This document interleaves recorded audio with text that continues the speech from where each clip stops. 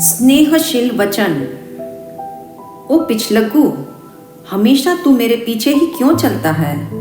कभी तो एक कदम आगे बढ़। दूसरे के प्रकाश में ही हमेशा चमकते रहने में तुझे शर्म नहीं आती? सृष्टि के शासक, इतना मत ना करो। जिस दिन मैं पीछे चलना छोड़ दूंगा, उस दिन आपकी सत्ता खतरे में पड़ जाएगी। इसका प्रमाण क्या है? प्रत्यक्ष को पुष्टि की क्या जरूरत है?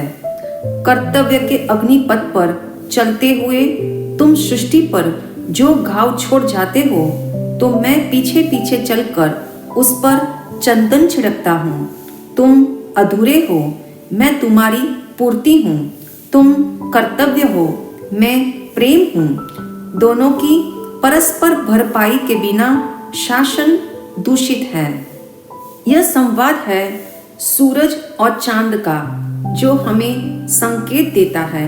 स्नेहमय वचन विरोध एवं अवरोध में भी लचीलापन नहीं खोते।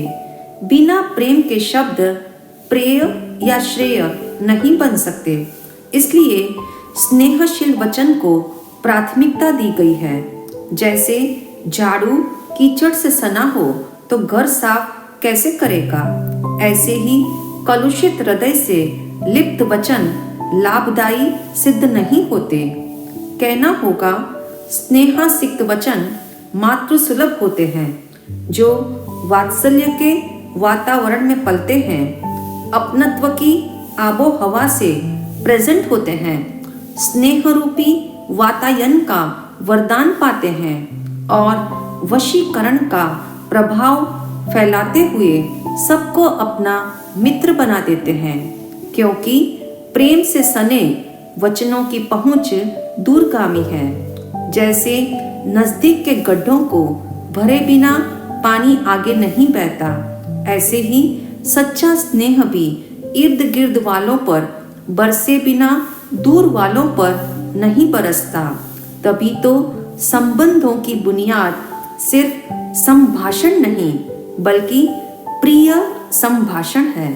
भगवान महावीर ने संभाषण प्रबंधन हेतु सूत्र दिया, नो वयनम फरुसम वैचा, अर्थात कठोर वचन मत बोलो। जहाँ कठोरता है वहाँ क्रूरता, क्रोध, क्लेश, कटाक्ष, कुटिलता आदि की क फैमिली करुणा, कोमलता और कल्याण पर हावी हो जाती है। फलतः स्नेहशील शब्दों का सौभाग्य और सौष्ठव स्तंभित हो जाता है। आज सर्वत्र शब्द सजगता और बोलने के लहजे पर जोर दिया जा रहा है। मॉडर्न जीवन का ज्वलंत हिस्सा वचन कुंडली के शब्दों के ग्रहों पर आधारित है। उज्जवल भविष्य के लिए सिर्फ ऊंचा उद्देश्य काफी नहीं, उदार वचन और ऊर्जस्वी उद्गार भी चाहिए। मनुस्मृति में मानवीय जीवन हेतु जो 10 बातों का उल्लेख मिलता है, उसमें भी 4 बातें वाणी से संबंधित है। जैन आगमों में भी यत्र तत्र सर्वत्र वय समाधारणया शब्द से भगवान महावीर ने भाषा संयम को प्रधानता दी। आज के मैनेजमेंट गुरु भी स्पीच की कलात्मकता को उभारने पर जोर दे रहे हैं। इससे स्पष्ट है, कठोरता की क फैमिली से वाक देवी को रिहा करने हेतु स्नेहशील वचनों का प्रसाद चढ़ाना कितना जरूरी है।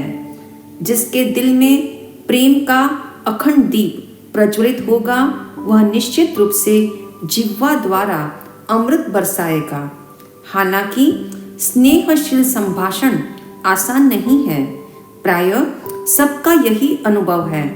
अच्छी, सच्ची, हितकारी और स्नेह से कही गई बात सामने वाले को बुरी लगती है। मित्रों को भी अच्छी सलाह दो तो वे हंसी उड़ाते हैं।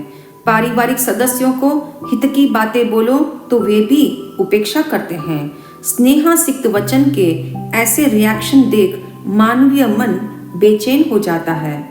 वस्तुतः आज ब्लड ग्रुप का तो मैच है, किंतु संवेदनाओं का मैच बिठाने के लिए समन्वय, समझौता, समर्थन, समर्पण जैसे 4S शब्दों के सहवास में रहना होगा।